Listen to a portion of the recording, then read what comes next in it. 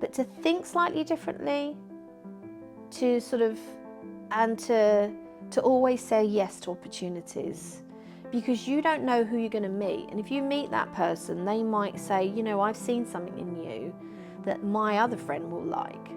And there's a lot to do with that. It's not so much about, you know, getting an A in art. It's about getting out there and getting involved and meeting people and putting yourself in a position where you get opportunities. This is the Creativity Clinic, a show that inspires creatives to take meaningful steps to fulfill your passion. I'm Kirsty Hunter, an entrepreneur and founder, best known for my work in creative education and business, working alongside incredible artists to fulfill their ambitions. Here I chat with experts from the diverse pool of creative industries, offering you insights, education, and the motivation to those wanting to make an impact in the creative sector. Lisa, hello. Hello. Thank you so much for joining me. That's all right. It's very nice to be here on a Friday. Wow, it's the new Friday, isn't it? Nobody goes actually into work anymore. They work from home. Yeah, I mean that. I'm normally there, but Friday is my one day where I'm like, okay, I can be at home and regather. Yeah, gather my creative juices and thoughts. Exactly. Yeah. Without questions. Can you please introduce yourself so people know who you are and what you do? Well, I'm Lisa Clemenger, and I am the creative concept manager for Liberties. Yes, that's what I do.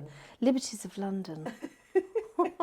Sounds so old-fashioned when you say Liberties of London, but yeah, Liberties. Beautiful though. So the iconic department store in London, which I'm sure most people will know. What does that mean for people that don't know what that role looks like or what that is? What does that actually mean for the layperson? Yeah, I think of all of the creative things. And that's whether it be inside the store.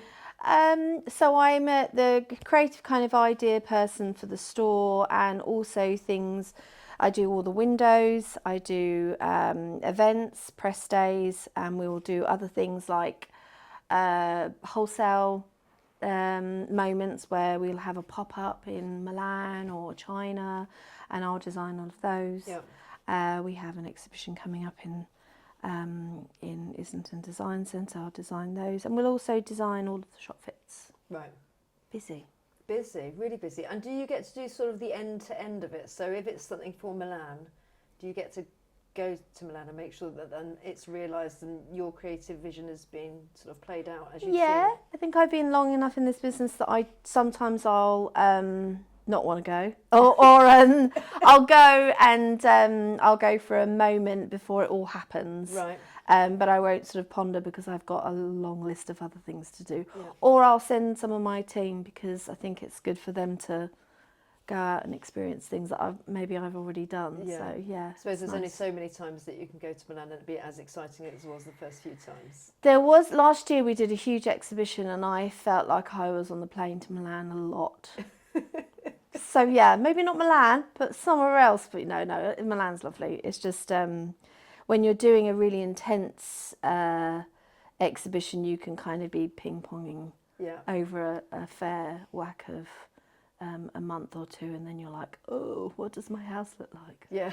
And what does that mean in terms of how long is that exhibition going on? So if you're there for a month, is that mostly set up, preparation, takedown, and you've got maybe a week? Yeah, so it was a big exhibition about it was called Future Liberty, and it was about how liberty, sometimes people always perceive liberty as being quite fuddy-duddy and old-fashioned, but actually when it was created it was really quite like out there, and it was quite unusual. I mean, Arthur Liberty, who created and built that building, he was quite wacky, and he kind of cut a different line from other people of that time. And I think it was about how Liberty and the design section of Liberty, who do all the prints and all of the kind of furniture, it was very out there of the time. I think now everyone's like, oh, that's very, very English and very kind of traditional.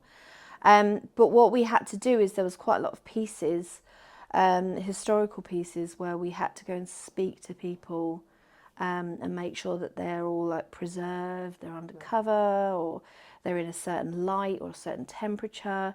So we had a lot of preliminary sort of walking around the exhibition spaces, navigating how people would go through the space. You know, you're going to turn left, you're going to turn right, and carving up different parts of the space so that people really were brought through the sort of timeline, as it were, of the kind of creativity of the exhibition. So we did a lot of work just walking around talking about the nuts and bolts, which is all the stuff that you don't really talk about creative, but I've become quite annoyingly quite adept at talking about health and safety and stuff like that. And then because you've got to make all that happen, lighting and you know, all the graphic layer to just storytell, and then you get into sort of the days when you're bringing it all into fruition, which is another kind of chunk of time. So it's a good 3 or 4 weeks over there. Yeah, it makes sense. And it's so true. I think that people are often in the creative worlds, they're going, I really love doing the creative part. Yeah. But of course, if you've got other people in the team that are doing the health and safety, great. But actually, as you're going up the ladder and progressing your career, then sometimes it's less of the creative or just more of a balance of having to consider those other things. Yeah, I mean, I'm quite lucky. I mean, I find creative thinking the most easiest. This sounds really arrogant, but that's the only. I mean, I cannot do paperwork. Spreadsheets make me dead inside, but I can think of creative things like that. That's the only kind of thing that I'm. Ever since I was a little kid, that's the only thing that I knew. That's my thing. That's my thing. Yeah. As well as finding cashmere in a charity shop, I'm very good at doing that. Well, but those two, they're my two things that I'm really good at, and I think that I find it quite easy to come up with ideas.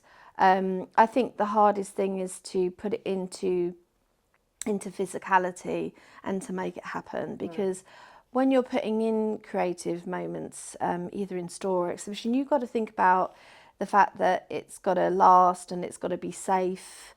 It's got to do all of that stuff. So that all of that stuff people don't see. Yeah. And there's a lot of people who surround me who help me with that. Yeah. I have some great people who check off the health and safety height restrictions. They make sure that the porters are there, or the freelancers, or the paint's there, and you know, we work as a team. I've got a family at home and I've got a family at work. Oh, that's nice. We're very odd. How big is that team that you've got, like working on all the sort of creative elements? It's not very big. I mean, obviously, when we're looking at our different departments of creativity, there's different pockets. So my team, there's 6 of us. So there's 4 team members that kind of are stylists, visual stylists, and they will help me navigate areas of the store or projects within their remit. So some of them might be in charge of sort of fashion, some of them might be in charge of fabric, some of them might be in charge of like home, and I will work with them on projects that come up. Yeah. So we're like a little agency really. We'll get requests, and then we'll sort of sit down and go, oh, you do that, and you do that, and you do that. So they do a bit of everything, and then there's 2 ladies who are like my sisters. And one of Yvonne, she does all of the rendering. So she makes the ideas come to light for the non-creatives. Right, okay. Which is always really good, because the non-creatives are like the ones with the money. This is it. And the ones that normally say, this is how much you've got, and this is, it can't go beyond that. And you've got to try and then convince them, surely, that we might need a little bit more than that. Yes. And I think Yvonne's the eyes. Who she puts my ideas, sometimes she stares quite intensely at me like, what are you going on about? I mean, that's most of the days. But then she puts it into fruition, she puts it on the table in a meeting, and we can explain, they get excited, and we sort of say, this is going to cost you this much money. Yeah.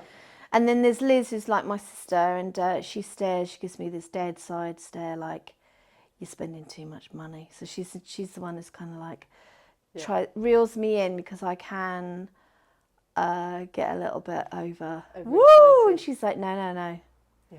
There's not enough money for that. And do they, when they budget across the board, when they budget, as in liberties, that maybe not your creative teams as such, do they earmark specific things? So Christmas must be a more expensive time. So they're going to go, you get a bigger budget for Christmas, maybe Easter and, you know, festive occasions. Is that Yeah. how it works? Yeah, I mean, we have for a department store, we do not have massive budgets. Yeah. But I think you're finding in the industry now that it's become very commercial. So when you're having a budget internally, you really want to make sure that they are, that they're doing their job to sort of hero the key departments. But what we normally do is we carve it up into 4 or 5 big campaigns. Right. And what we really what we decide on is that the directors think, what are our focuses this year? What are the things that are kind of trending, or things we're kind of launching, or things that are kind of very important to us. And then we sort of make sure that those campaigns hit those sort of key moments. Yeah. And then obviously Christmas is at the end. Yeah. But I mean, Christmas is all the time for me.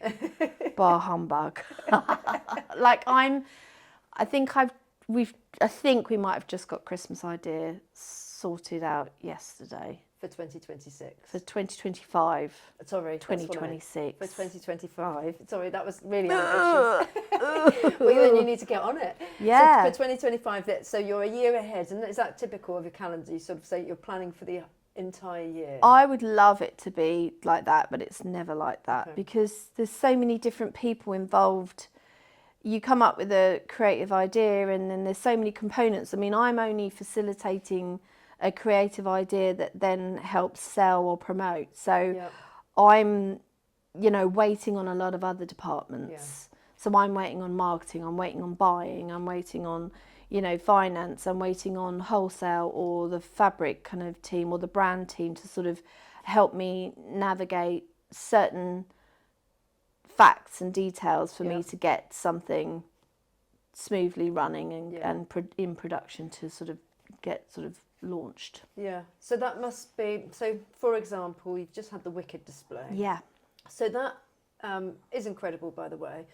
But that obviously is timed with the launch of Wicked being released. So that makes sense in terms of the date. But who is involved in those meetings that then said, well, actually, we're going to, make the most of Christmas, and we're then also going to combine it with the Wicked launch? Is that your team alongside the directors of Liberties and the marketing all coming together? Yeah, so I think that, marketing, they when it comes to sort of commercial sides of creative, they go out and they find people come to us and are interested in sort of aligning. And I think that marketing in this example sort of reached out, and we kind of got together with the Wicked director, and I think that the set designer is very passionate about Liberty. And you do find that a lot of people in the creative world are really kind of drawn to Liberty just because of its kind of quirkiness. It's a little bit like Hogwarts. Yeah, it's nostalgia. It's definitely got that feel to it, hasn't it? And it's very unusual. It's a very unusual store, and I think that in times like these, when everything's becoming a little bit generic, I think a lot of creatives do sort of get drawn to it. So the designer of the actual sets really was like, I really want to work with Liberties. Then it kind of goes into a conversation with the director, the main directors of sort of commercial, and it comes into the managing director, and then it comes to us, and then we start having conversations with their guys in the same sort of mirror effect, and we start talking about how we can build it out. But it does start like way back. Everyone's like swimming in pools and going on summer holidays and eating Easter eggs, and we're just like in Christmas chat. Yeah. So, and are there ever any embargoes or NDAs that go around that? So you're not allowed to disclose that window display is coming, or that work's going through the building? Yeah, loads. Yeah. And I suppose the thing is that they're safeguarding, they have a huge marketing forecast, and they have a timeline where they're going to drop information, and that could be on social media, it could be on like Instagram, it could be on podcasts, it could be on clips, billboards, whatever. And I think that it was one of the toughest things for me to do, because the embargo meant that we were really kind of waiting on anything they wanted to sort of drip feed us. Which for me, I'm normally very much like very organic thinking, and when we're doing something sort of within the store with the creatives and sort of working with external production teams, it's a lot more fluid, whereas this was across the pond. So we were like waiting for people to wake up. And like they'd be there with their cup of coffee, like we'd be there at 5:45, like at night, thinking, "Gosh, I'm really tired. I want to go home." And they'll be like, "Hiya!" You'd be like, "Ah." But it was so difficult. It was difficult in the regards that you'd ask for a Pantone reference, and they'd be like, "You'd have to fill in a form for that and wait 4 days." Oh God. Yeah, and it was like, okay. And then you've got pressure probably from your bosses that are saying, "Come on, guys, this needs to be done. We want to see some more progress," or are they understanding of that? Yeah, they're understanding. I mean, I'm very vocal in the sense if there's a situation, I'll be like, "Listen, this is the reason why we're waiting, and I'm moving as fast as I can, but you are stumped because of this situation." So I'm not a wallflower in that regard. But at the same time, like my boss has got a lot of confidence in me, and sometimes she's like, "You move it forward. You lead the conversation with them. You change the narrative because we're having an internal conversation. We need it to feel a little bit more liberties." Right. Because I think you can kind of get eaten alive by another. If you've got a really big idea like a film that's already been created, it's already been produced. Their ideation is really kind of formulated, but then you've got to meld it with another brand. Yeah. You kind of coming together and sort of vying, so you keep a little bit of your own identity and merge it with theirs. Yeah. And that was very tricky, just because it's such a big American production and we're already this little quintessential department store. So yeah, it was a big learning curve, definitely. I bet. And I guess as well, like you say, it's trying not to get eaten alive by some of the big voices and the big bucks that are probably going to be coming with a production like that. Yeah. So they might feel like they can have more control over something, but like you say, it's actually, you want to still have that thread of your brand going through it. Yeah, and also you've got to remember that I think that's really why they want to come to us, is that for me, I'm a real kind of person who says, I don't want to be steamrolled into... They think in this very big production way, they have to. Yeah. But the reason why they've picked us is because we aren't that. Yes. So I'm going to be the antagonist a little bit and make sure that you don't become a generic steamroll. Yeah. Liberties is not going to become a generic sort of part of the kind of launch process of Wicked. Yeah. And I got my fists out a few times. So how long typically would that, because obviously it was linked around Christmas time. Yeah. So there's a shelf life for Christmas time, and the displays will come down and things will change. But typically, how long will you have like a run of something in store, whether it's internally or in your windows? It used to, when I first started, it was 2 weeks and I didn't even know where my head was. It was really weird. It was like, whoa, where are we? Yeah. And then it stretched to 4 and now it's like 6 to 8. Okay. Because what you're finding in, everyone nowadays, I think people don't really realise, unless you're into sort of construction, is that things cost a lot of money to make now. They do. You've got things like... Wood is so expensive. Exactly. Like, so I'm having such a boring conversation about the price of wood the other day with the production company. Like, oh. Post-COVID, it went up like times 3. Yeah, exactly. Yeah. But then that means you got to bank on a really good concept that's got a bit of longevity that lasts, or it might be connected to a launch of a big department that's kind of very telling of the kind of way people are shopping, that sort of makes it last for sort of 8 weeks. Yeah. But it's got a bit of really good idea. It's got to have legs. Yeah. And I suppose for sustainability purposes as well, do you reuse some of the props and sets that you've made, or because I know it's going to be really hard to store. Yeah. You've got some really large pieces. Where the hell do you put them? Yeah. Well, Wicked. A lot of things from Wicked went back to the film company. Right. They did really want them. We had a beautiful Italian chandelier that we sourced, vintage chandelier that I think one of us we've still got, and maybe one of us is going to go home with somebody. Maybe someone's going to have it in their house. Yeah. But that's the bonus. Yeah, that's a little bit of a bonus. That's a bonus. But yeah, most of it's difficult. Like with the windows that are in now, they were in last year, so we've saved them. And during summer, we were like, oh, let's do the January windows now, because they're kind of heroing Liberty print, so you can kind of reboot that, and that's nice that we're reusing it. Yeah. We were talking about pulling it out yesterday, actually, me and Von and Liz, and we were saying, let's keep it, because everyone always likes it, and we just change the fabric.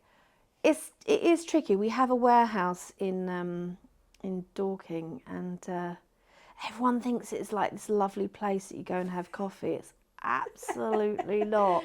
And yeah, Liz and me, we have to sort of have a cup of strong coffee. We're going to Dorking. Yeah, because nothing wrong with Dorking. Everyone just thinks it just like gets removed from the window and looks exactly the same, and it doesn't. It's just like heaps of stuff. Yeah. But we've kept things like we did a big project on Bridgerton, and we did this sort of immersive experience where you sort of walked through different rooms that you would if you were in the Bridgerton home. Yeah. And we've kept all of that because we're thinking, yeah, you know what, that's quite a nice big solid build that we could actually repurpose. Yeah. And the thing is, our budget's not that big, so I mean, I'm from Tooting. I know how to repurpose things. It's a prerequisite of living South East London. Repurpose. Well, I mean, I'm a Londoner and I'm born and bred working class, so I mean, I know how to repurpose things.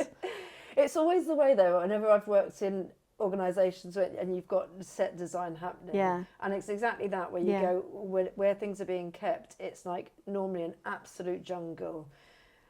And there is organised chaos, but it is a bit of a jungle, and it's just always vying for more space. Everybody always used to ask me, Kirsty, can we have some more space? We need some more containers to be able to keep. It's just like, but you don't have the space, and it's costly. So it's difficult because, you know, years ago, I mean, I've on and off worked in Liberties all my life, really, but there's certain things that we can't have now. I mean, I remember we had a giant stuffed bear. We obviously can't have him on the shop floor anymore. But everyone's always like, oh, where's that giant stuffed bear? I was like, well, he's not going to just sit in the warehouse and live for like 30 years. Yeah, exactly. And it's just things like, there was like beautiful vintage sinks we used to have, but they're so heavy that actually we can't bolt them to the floor now. And health and safety said no. So there is some really amazing stuff in the warehouse. And I was thinking, what am I going to do with this gigantic 4 or 5 sink circular, like, fountain, and you just think, well, what am I going to do with that? But you keep them because you think they're so beautiful. Or you get the staff to kind of put a bid in and go, I'll you had I don't know if it's still there, but you had recently the wizard's head, as for the wicked, right in the sort of centerpiece as you go in the sort of main entrance. How do you install that? When does all that work happen? Do the big installs go in overnight rather than? Yeah, so if you do an atrium, our rule, my rule is it has to go up in a night. Right. You can't put half a head up. It's terrifying. It's terrifying to see someone's eyes and no skull, no jaw.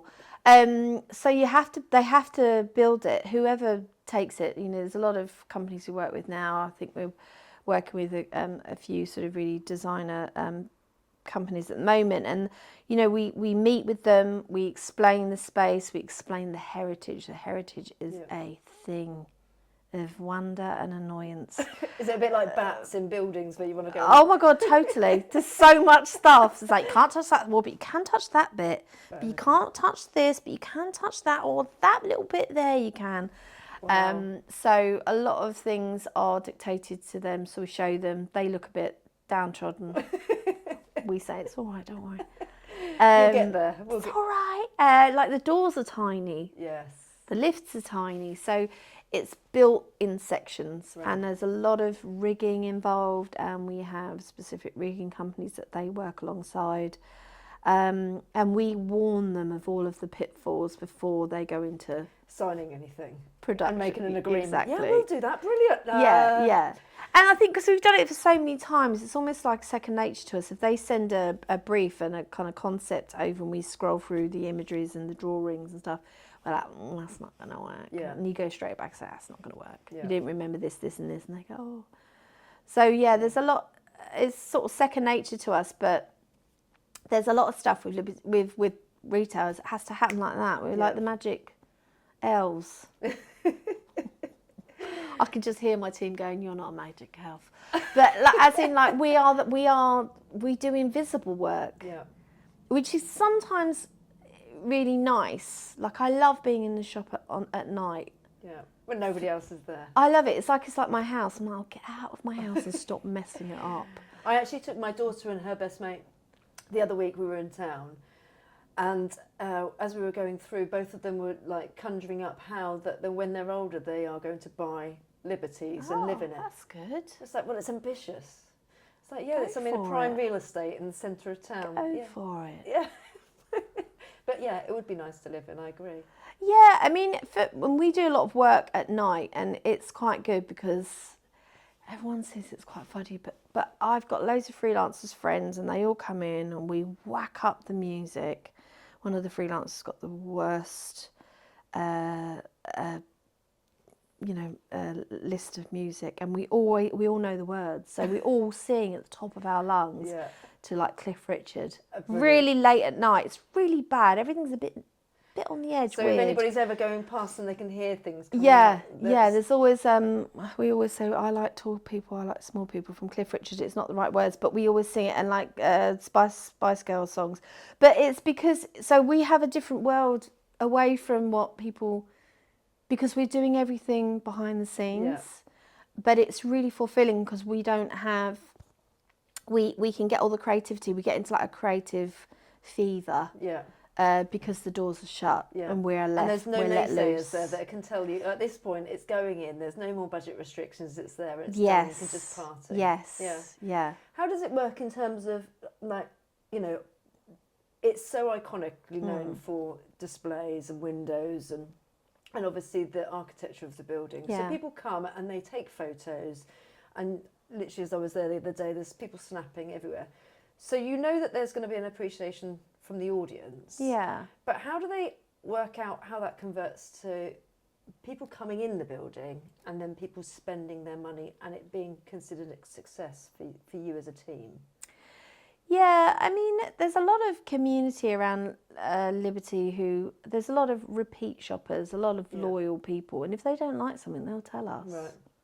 They'll rip it to shreds if they don't like it. On social media or social media? they'll write a letter. Yeah, they do write letters If sometimes. you see it, Very disappointed with you. I love reading them because I think, like, why not have an opinion on things like that? But I mean, we normally see, there's people who do stats and footfall, and Right. they can see through the certain campaigns that we're promoting whether or not there's an uplift in the sales of the sort of focus and what we were sort of promoting. So, we normally get like a word from all of the stats people. Yeah. sit on the desk telling us that it's all really good, and you normally get that vibe from like the people that are surrounding you at work, but also who are customers. They'll tell you whether or not they like it or not. Yeah. But you do have reviews of windows, and they'll say, oh, can you repeat the same window? I'm like, no, like that. Oh, that was a really good success. I'm like, okay, well, we'll adapt the ideation around it, but we're not going to do the same. Yeah. So yeah, I'm quite strong-willed. That's an understatement. Well, I suppose also if you were somebody who was a tourist, which obviously there are so many tourists in London, and you were turning up to London a year on from the time that you've been to visit before, and you came and you went, oh, I'm pretty sure it would be slightly disappointing, wouldn't it, to sort of see something that hadn't really progressed? Yeah, for me, I mean, I just think that, there's very small amounts of time when you can really get bits of joy in life nowadays. It's a bit of a nose to the to the grindstone. And I think that my job is to sort of to make sure that people do, even if you're wondering you haven't got any money to spend whatsoever, and you've just had a really bad day or an argument with your boyfriend or girlfriend or whatever, and you just want to wander through, my windows or anything that we're doing as a moment of joy, just cheer someone up. And I think that can't just stand still. Art doesn't stand still. No. Creativity doesn't stand still. So I'm always fighting the fight of having more creative things happening all of the time. And quite a lot of my my immediate boss, she's me and her are a bit like,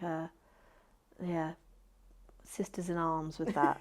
Because there is a big sort of, obviously commerciality is fundamentally why we're at work. But, I think that Liberties has got a real history where we say, hang on a minute, there is a big part to play with creativity and pushing that kind of narrative forward all the time, because you are a store amongst hundreds of other stores in the world.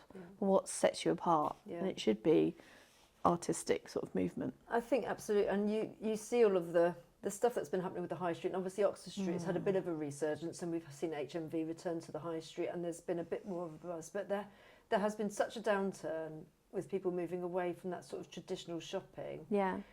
And so people have become, getting more creative, having much more of immersive events happening within store and immersive shopping. So it's you've got to be competitive, haven't you? You've got to be able to try and say, well, what is working? How do we keep drawing those people in? I completely agree.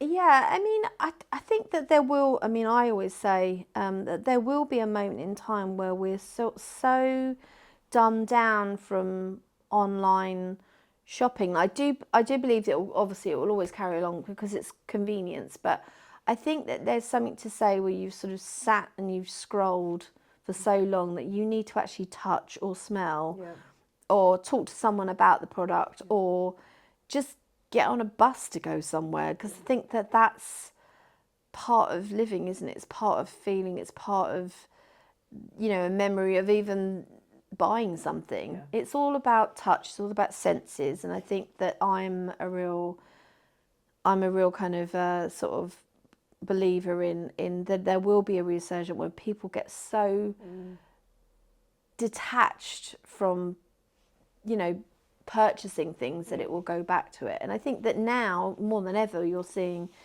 with all the kind of things with global warming and stuff, is that we have to stop, when we buy things, we have to buy things that mean something, that are going to last.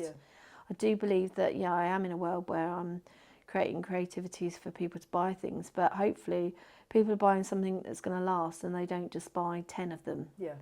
And I think that is all connected to the creative process of going somewhere, seeing something, loving something, you with your mum, you're with your friend, and you bought something and it's something you're going to look after.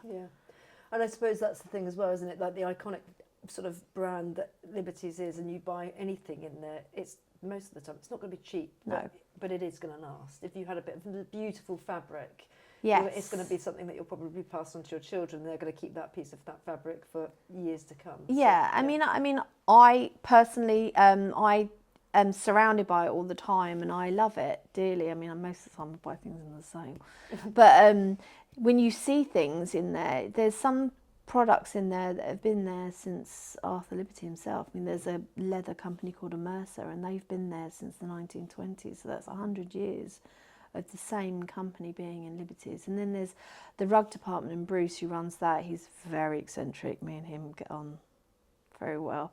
And he goes to the middle of the desert and finds these amazing things and brings them back still. And it's just, if you're going to buy something, I think sometimes I've now got a lot older and I'll buy something and I'll invest in something and I'll love it to death. I won't buy something very cheap and throw away. And I'll stare at that object. I'm obsessed at the moment with Fulham pottery. Oh, right, okay. I shouldn't say that, Anna.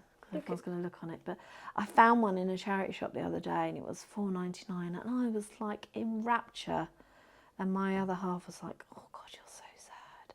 And then me and my dad scrubbed all of the paint off of it and I put it on the pride of place and I stare at it every day. I don't know anything about Fulham pottery, so is it quite a they're quite, so their Constance Spry was one of the first florists and I was a trained florist, and it's very ornate and they're very rare.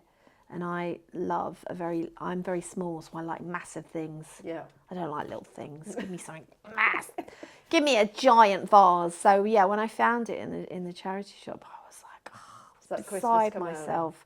I held it aloft. And he was like, you are tragic. And I was like, yeah. And but I think that's the same with Liberty. You go there and you maybe go in there 3 or 4 times and see like a beautiful vase designed by, they only do one-offs or they do 3 of the same, and you buy it and you save up for it and you love it.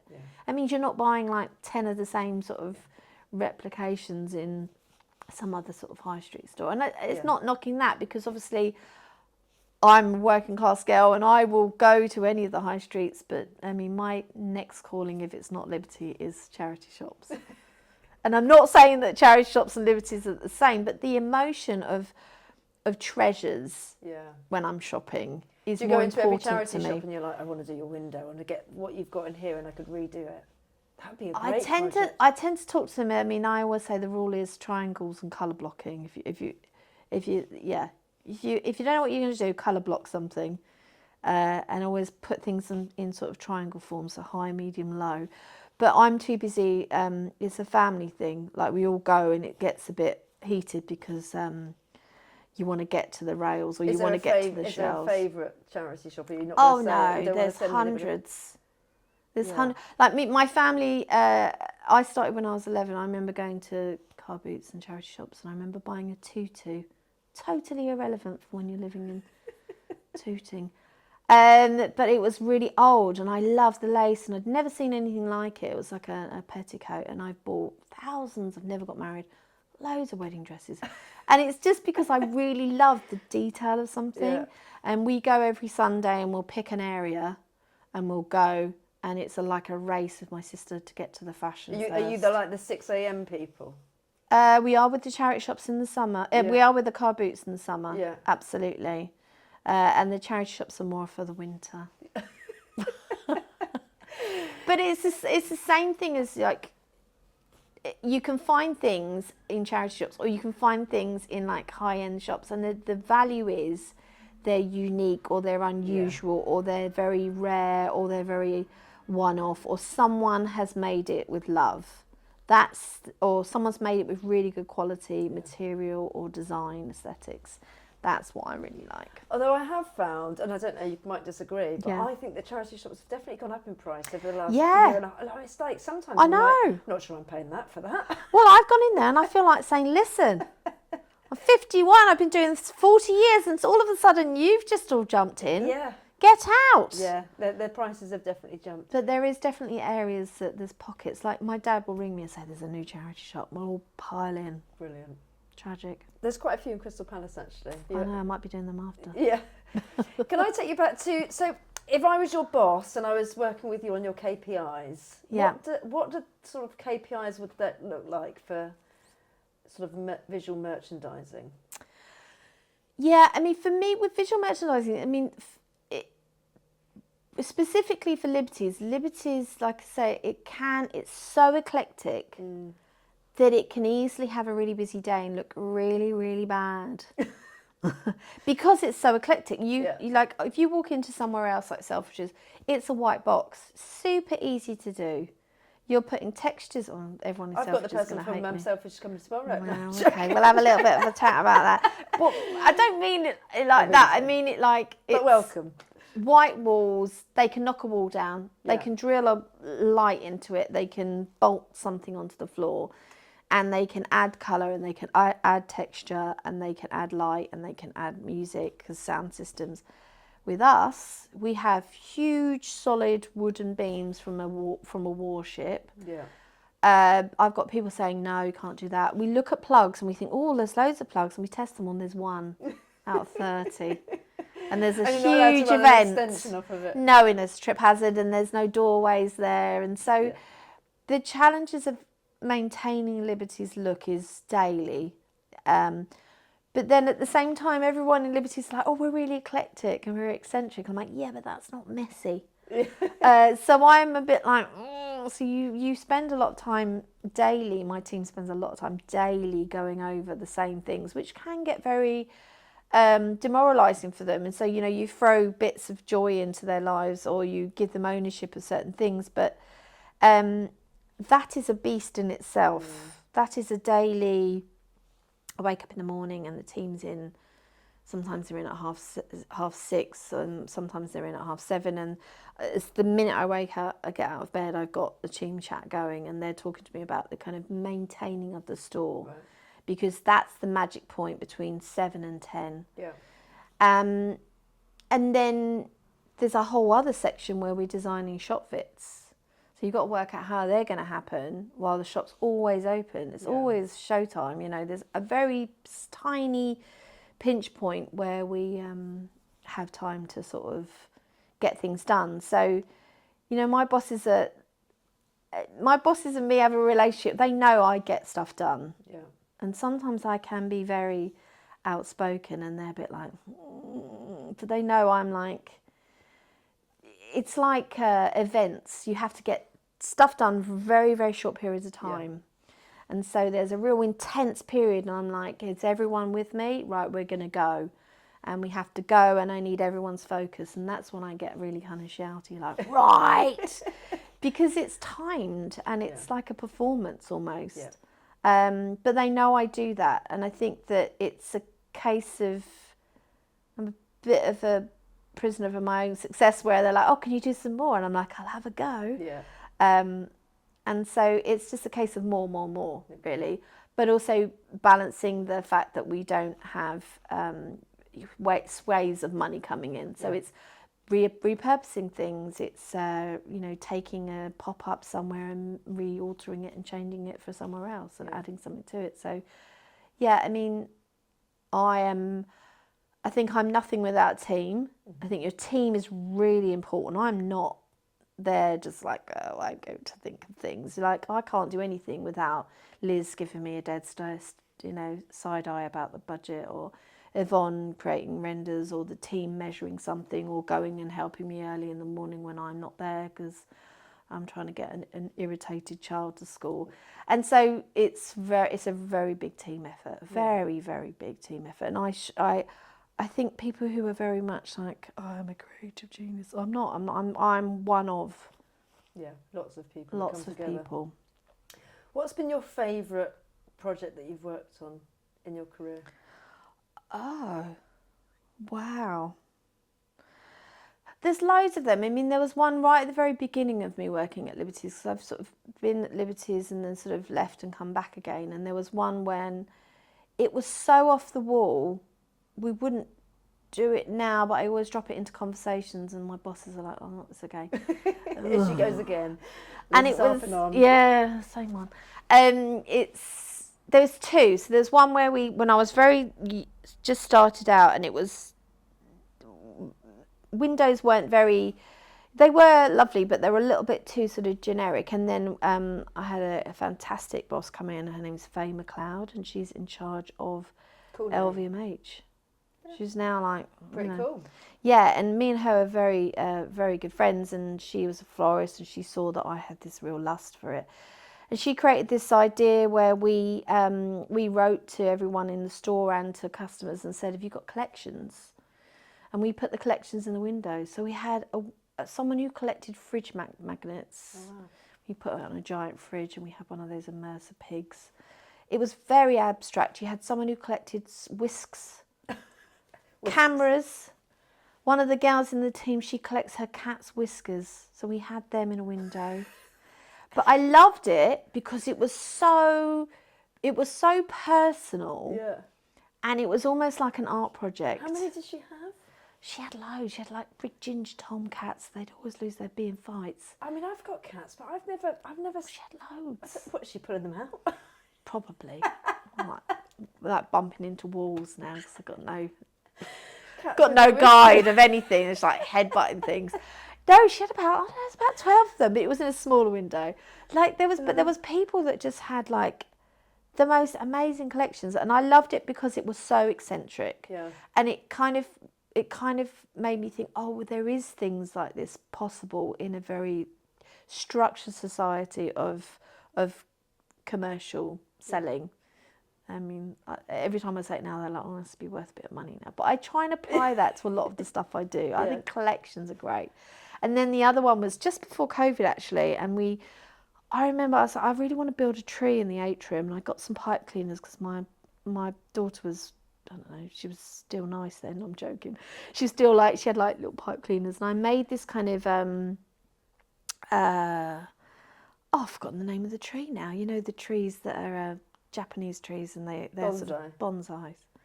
And I made it on the desk with like some moss and some pipe cleaners and some blue tack. And the team was like, what's that? I'm like, that's going to be the atrium. And I've got a picture on my phone still of it still stuck on my desk. And it was this huge tree, and it was beautiful. And I remember we were thinking, oh, how are we going to have it? How are we going to finish it off? Because as you look up in the atrium, you just see a lot of the base of the tree. I was like, oh, I'm going to make these turquoise, because it was turquoise and pink, and the trunk was turquoise. I'm going to make this gigantic sort of root ball. And at the time, we were building our house, so we were in my parents' house, homeschooling, trying to build our house down the road. And my mum and dad went out for, I don't know where they went, and I was like, right, and I put this root ball sort of system in my mum's shower and started pinning all of this sort of amaranthus, which is this sort of, and it was dyed, so it was covered, the dye was dripping, and this dried foliage was all over my mum's, and I swept it up, and they literally walked through the door as I finished, and they said nothing. And about a year later, I was like, oh, I made that root ball. She went, yeah, you made it in the shower. It's absolutely covered. I was like, oh, you never said anything. She went, no, I know you were really stressed at the time. But that was really good, and it was funny because we installed it, and it was very stressful night. I was really stressed out. It's a lot of windows to do because we had mini versions of that tree. When I mean mini, they were 3 meters tall all the way around the store. Not so mini, but yeah, mini for me. And I got home and I went to sleep, and I was really, really tired, and my mum woke me up, and I was like, why are you waking me up? She's like, oh, someone's on the phone that needs to talk to you. And I was like, what? And there's this man on the phone, oh, hello, Lisa. I was like, who are you? Like, what? Yes, I'm tired, what? And he was like, oh, I'm Marco. I'm like, yeah, who's that? And he was like, Marco, who owns the shop, the store. I was like, oh, hello. I was like, hi. Tone changes. Hello. Thinking, oh, I've never spoke to you. And he was like, I just wanted to tell you I really, really love this Christmas. And it was really nice because he was there to see it on that morning, and he you know, he's always busy. He's always wandering around being really busy, but he found the time to say that to me, and that was nice. And everywhere you go afterwards, it's oh, I love that, I love that, I love that, I love that. And that's I remember really that, nice. I remember that. Yeah. Yeah. And you get that affirmation. It's nice when you think something's brilliant, but it's nice when somebody actually takes the time to pick up the phone as well. And yeah, and it's just the joy of creating something that people are like, oh, I love it. I saw that the other day, and it was really amazing. You just think, oh, that's a lot of hard work's gone into that, and it's just it might be quite frivolous, but actually it still sticks in a lot of people's minds, which is nice. So if money was no budget and you had complete free reign and there was nobody saying, no, Lisa, we can't do that, you've gone a bit too eccentric, other than kind of recreating that one before, have you got an idea that you just want to keep pitching, going, look, this is what I think we should do? Yeah, I really want a slide in Central Atrium that people can slide down. Oh, yeah, I like that idea. Yeah, health and safety one doesn't. Yeah, but I think as long as you do enough, you know, you could do your risk factor, your checks, it's yeah, fine. She said to me, I'm not going to say no, Lisa. Yeah, that's positive. But she said... What's her name? Christine. Christine, I reckon. Christine Bass. I could do your risk assessment for you, as long as they've got something to be able to land in safely. And you can put a caveat at the side that says, if you've got any heart conditions, pregnant, you know, all of those people. That have to be a big old caveat for Christine to say. It's all right. You know. Christine was like, Lisa, I don't want to shut you down. I don't want to shut you down. I'm just wondering whether or not the insurance company would. And I was like, oh. But you've got, there must be so many places where they've done something similar. Yeah, but she said because our floor, if I did something like a helter-skelter, it could fall through to menswear. So it would kind of maybe like... you could make that a thing. Yeah. Like a huge abyss with like just loads of planks of wood falling into the menswear department. But you could slide through it all. Yeah. Yeah, get some slips on the way. So a slide, a helter-skelter. I mean, that would be brilliant. I'd love that. And I'd love... me and a couple of girls went to Paris to see... It was in the... I think it was in the zoo or in Natural History Museum in Paris. And they had these... I think there's loads of people are doing it. But we saw it a couple of years ago with all these lanterns. And I'd love to light the front of the shop. Like not like Harry's, but like light it up with like amazing kind of caricatures. Again, computer says no with the heritage, and it's like every year is the same. And this year is our 150th year. Right, we're 150 years old, and so you've got some special projects coming. I'm just warning everyone at Liberties that I'm going to go about that. That's kick off about. It's got somehow we've got to get it lit. Will you get extra freelancers that come in and support with? Because that's going to be a massive project, surely. Yeah, that would be done by sort of riggers and people like that if we ever got it done. We get riggers in, we get freelance teams in, we get making teams in.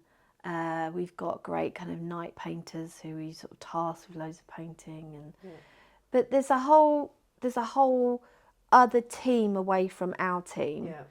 And it's really nice because if we do like a shift and stuff, we all have a cup of tea after, and sometimes I'm like, are you actually going to go home? Yeah. Are you going? And they're like, no, we just hang about. And they're all really good friends. Really good. We've got Cliff Richard playing. Yeah, Why would we go anywhere? I shouldn't have said Cliff Richard. There is nicer things than that, honestly. But it's like it's a big community of creatives with us, and we're very tight. We're very tight, and I like that. I think that, I don't think I could ever do a job where there's not something music, or there's not a conversation about politics, or there's not someone talking about something that's gone on. I think that that's the joy of my job. You get to, every day is completely different. Yeah. Has there been a time where you've had anything go? I mean, we talk about health and safety and the risk assessments. Have you had anything that's ever gone wrong that you're allowed to talk about? Yeah, no, do you know what?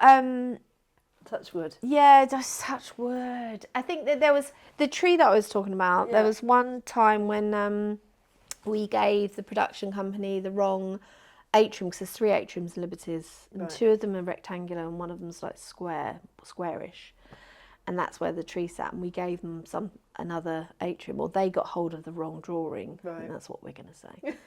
And basically, they built the tree to fit a different atrium, which meant 2 weeks before, we worked out it wouldn't go through the door. Right. And so me and the girl who was there at the time, who does all the rendering and does all the sort of project, we went out and got absolutely hammered.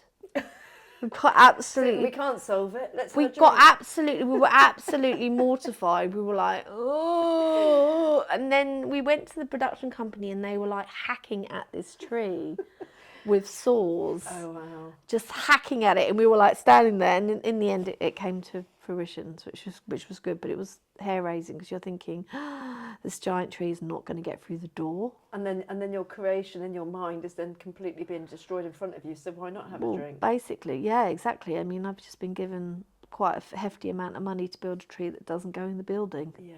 You would drink, wouldn't you?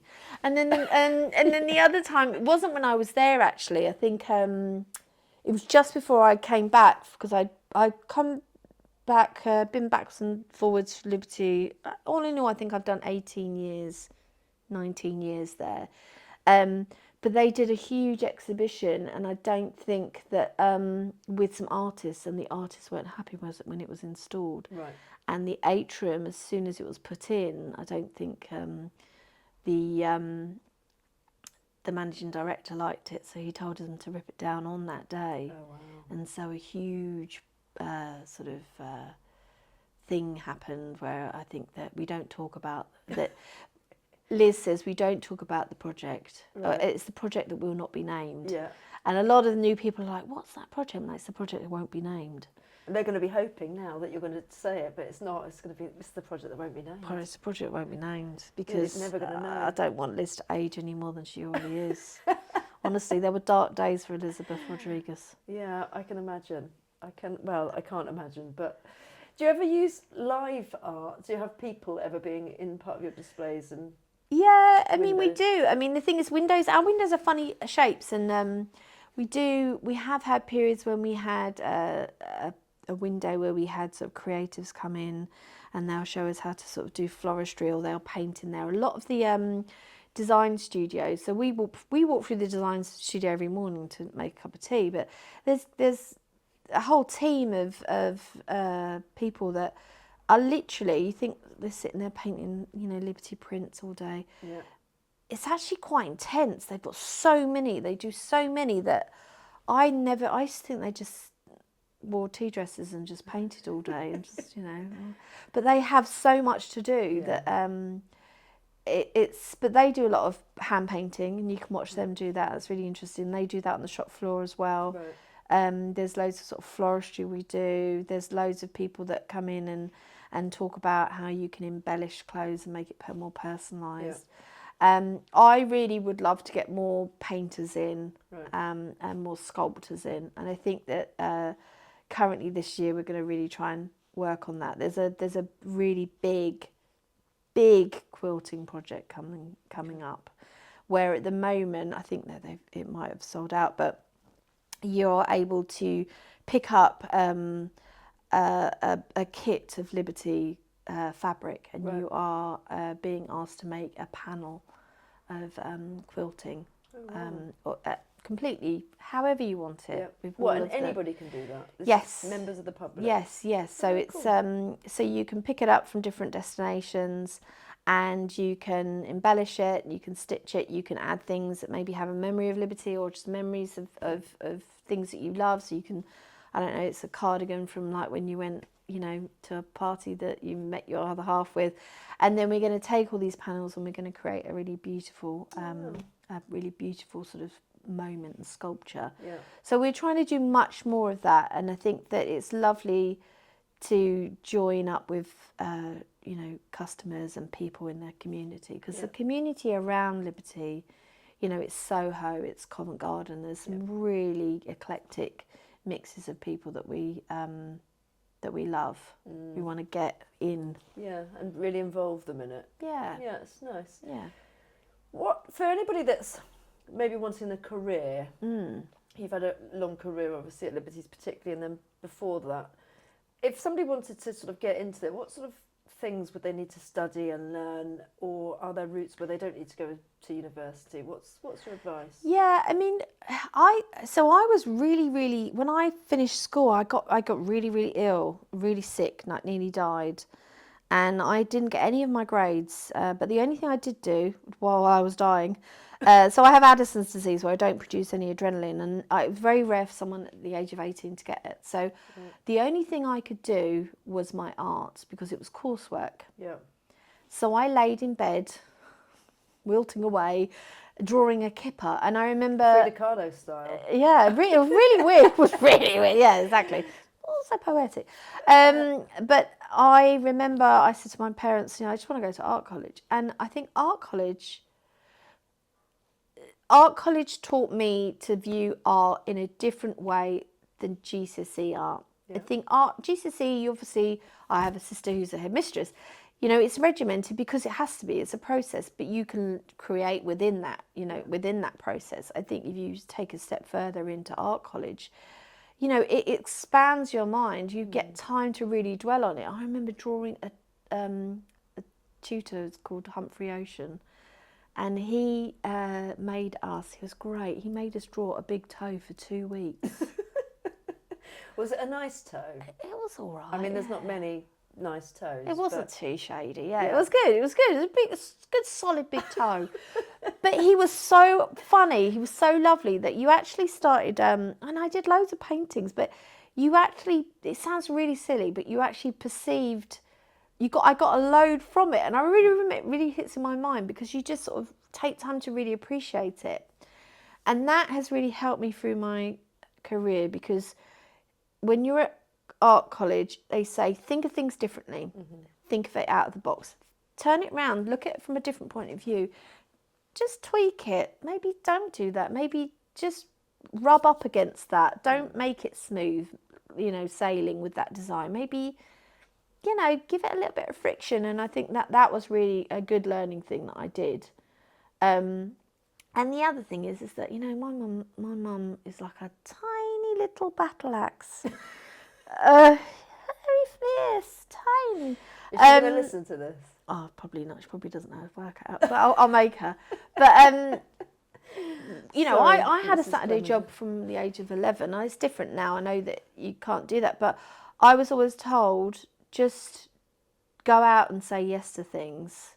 Okay, within the remit of like being taken advantage of, but I remember when I first started, people would be like, do you want to do this? Do you want to stay late and do this? Yeah. Do you want to learn how to do floristry? Yeah. Do you want to go and help me do some freelance work and relay the Burberry showroom? Yeah, for a little bit of extra money. Yeah. Do you want to help dress in a catwalk show? Yeah. And I just said yes. And when I met my when Liberty was revamped and we had to go through a restructure, I think my boss just said, yeah, no, she gets stuff done. Yeah. And I think that if you show willing, and you have to be a team player, you can't sit there thinking you're God's given right to creativity. You have to be a team player because you can't create things physically without a bigger team.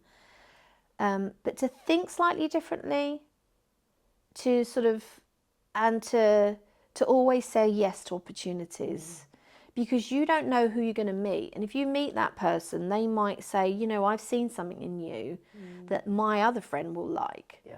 And there's a lot to do with that. It's not so much about, you know, getting an A in art. Yeah. It's about getting out there and getting involved and meeting people and putting yourself in a position where you get opportunities. Yeah. There is courses you can do in visual merchandising. There's, but a lot of people that I really love in my industry didn't do that general thing. They just stumbled upon it by doing other creative avenues. Yeah. And creativity in VM is not necessarily on its own. There's social media, there's photography, there's all of those things that can all be wrapped into commercial. You know, companies like Liberties and Selfridges and Harrods and all of these places, they all need that. Yeah. Because, you know, culture now is surrounded by that, and I think that you can go hand in hand. There's loads of things we're doing. You know, we have a social content guy, and he's learning how to do crafting every day. Brilliant. You know, and that wasn't what he was doing, but Yeah. now he's created this craft club. So Yeah. it's just getting involved Yeah. and being proactive. Yeah. It's really interesting, isn't it? The different routes in, but of course there's no one way. But I just did a Saturday. I was a Saturday girl at Liberties, and I saw them walk past with Christmas trees in the middle of the summer. And I said, "What are you doing?" And they're like, "Oh, we're doing the Christmas press day." And I was like, "Oh." can I do that? And I was like, "Can I come along?" And they were like, "Yeah." And I did 2 weeks, and it got to late on the Friday night of after the 2 weeks, and the boss who ran the team, he was really terrifying. His name was Paul Miller. He's probably not around anymore, but maybe he is. And I think he escaped the war in Poland, like hardcore. And you always knew he liked you because he used to punch you, not in the face, on the arm. It's not really PC now. Yeah, he'd punch you if he liked you. And they're like, he likes you, he keeps punching you. And I remember I got to Friday night and I said, I don't know what to do. And they said, just ask him for a job. And I went out and I knocked on his door and I said, can I have a job? And he went, of course you can. Start on Monday, you bitch. And that was it. And I think it's because I just clicked with the team and I mucked in and I worked hard and they were like, okay, you've got a creative mind and you're working hard. Yeah. And you don't take shit and you don't mind being punched and called a bitch. Well, you know, South London, isn't it? Well, at the time it was probably okay. Now you'd have to have consent. Yeah, it's maybe not like that. I think it's just a bit of camaraderie where you're just not aloof and you're joining in because it's a collective of a movement of creativity to get it sorted.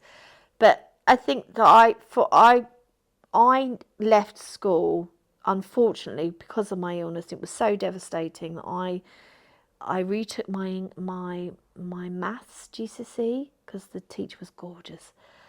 And I got my English and my math, just scraped my GCSEs, and then I really didn't get any A-levels because of my illness hit really bad.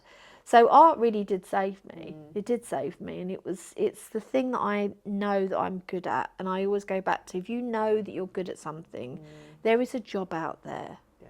And it might not be in a channel that the career teacher tells you, but if you're committed and you chip away and you're passionate, you can find yourself in the company of other people, and they'll always need a creative person. Yeah. Creative people are so important.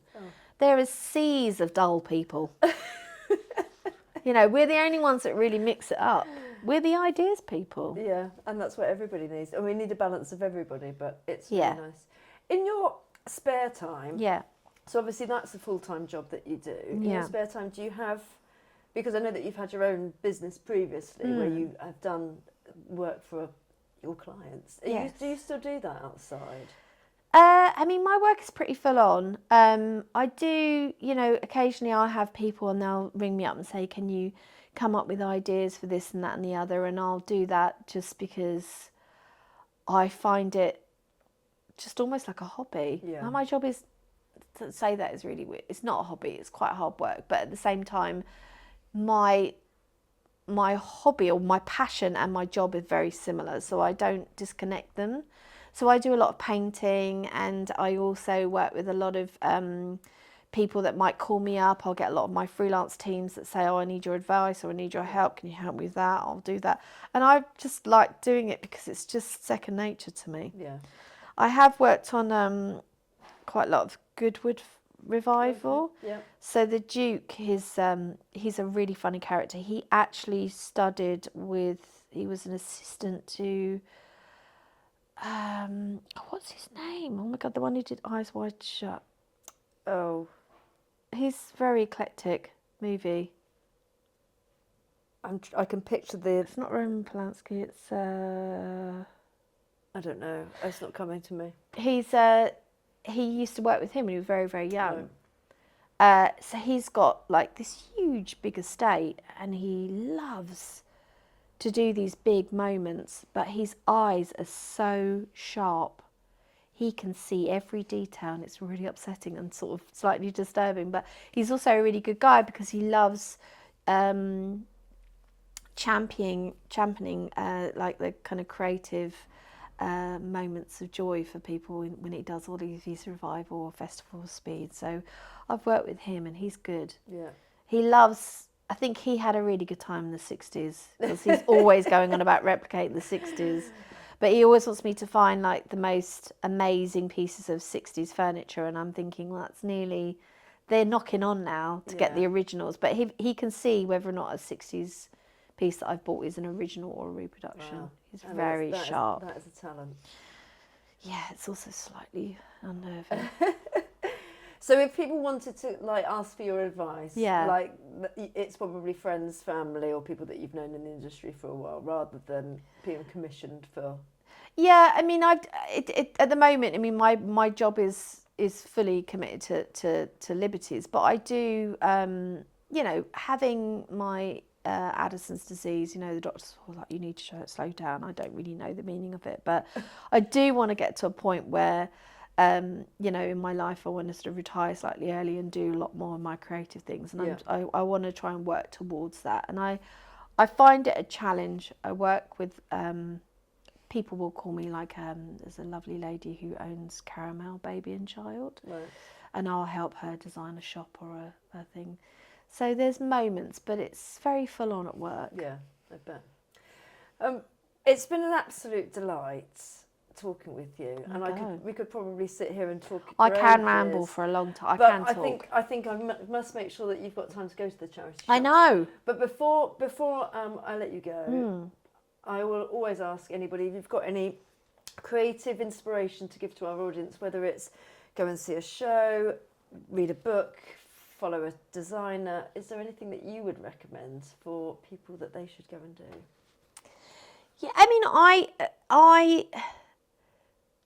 I tend to do a lot of my charity shopping at the weekends, but yeah, I do love theatre, and I am getting more into theatre as my child is. She's not a theatre girl. She just likes singing. She always told me she wants to go singing, but not dancing and not acting, and it has to be modern. So I have to drive her to Shepperton every Saturday morning for singing lessons. I just sit in the car.